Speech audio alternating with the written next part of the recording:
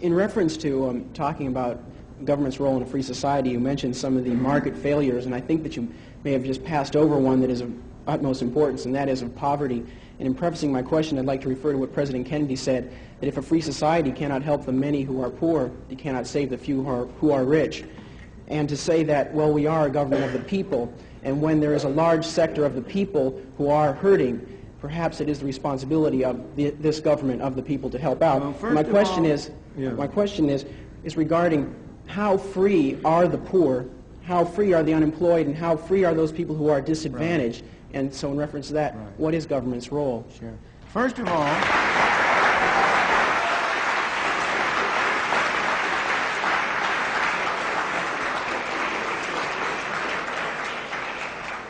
I'm glad to see one vote for the poor.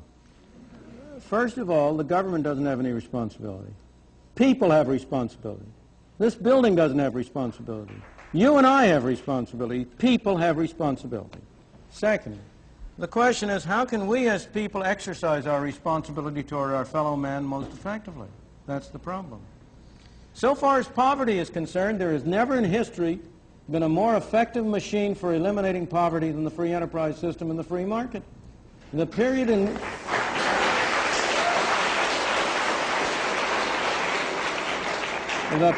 which you had the greatest improvement in the lot of the ordinary man was the period of the 19th and early 20th century. Those of us in this room are the heirs of that. We benefited from the way in which our parents and our grandparents were able to come here. And by virtue of the freedom that was offered to them, were able to make a better life for themselves and them and us. But next, if you look at the real problems of poverty and denial of freedom to people in this country, almost every single one of them is a result of government action and would be eliminated if you eliminated the bad government failures. Let me be precise and specific. Why do we have so high an unemployment rate among black teenagers? It's a disgrace and a scandal. Why do we have so high an unemployment rate? First of all, because we give them lousy schooling through governmental schools, which make them unqualified to hold decent jobs. And second of all, we require employers to discriminate against them by not hiring them unless their productivity is enough to justify a minimum wage. The minimum wage rate is the most anti-Negro law on the books. And it's an anti-Negro law because it precisely, having first not enabled the young blacks to have a decent schooling so that they can have productivity, we next deny them the on-the-job training that they might get if you could induce employers by being able to hire them for relatively low wages to give them on-the-job training that would make them qualify for higher payment and higher productivity. In the third place, we have constructed a governmental welfare scheme which has been a machine for producing poor people. We have induced people to come under control of welfare. I'm not blaming the people, don't misunderstand me. It's our fault for constructing so perverse and so ill-shaped a monster as the whole set of welfare programs we have, under which we encourage people, families to break up.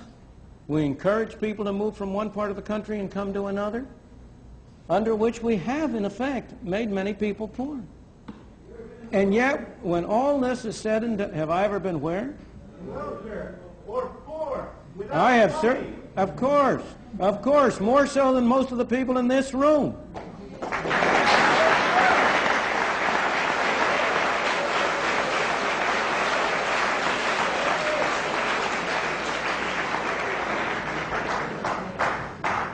How many of you have worked a 12-hour day and gotten paid 78 cents?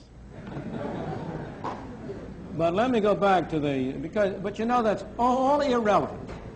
Is there one of you who is going to say that you don't want a doctor to treat you for cancer unless he himself has had cancer?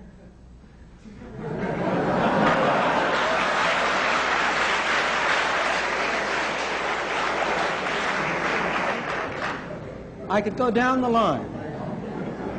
But when all is said and done, while there are people in this country who are worse off than other people, by and large, even the poorest people in this country are relatively well off compared to the conditions in many other countries in the world.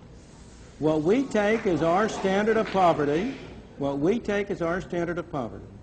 is above the average income of all of the people in the Soviet Union, let alone of the people in India or China or in other countries. Now, that doesn't mean we should be satisfied with it. We are a wealthier country and we've been more productive, and we should set higher standards by ourselves. But by the same token, we ought to have a sense of proportion, and we ought to recognize both the source and the problem.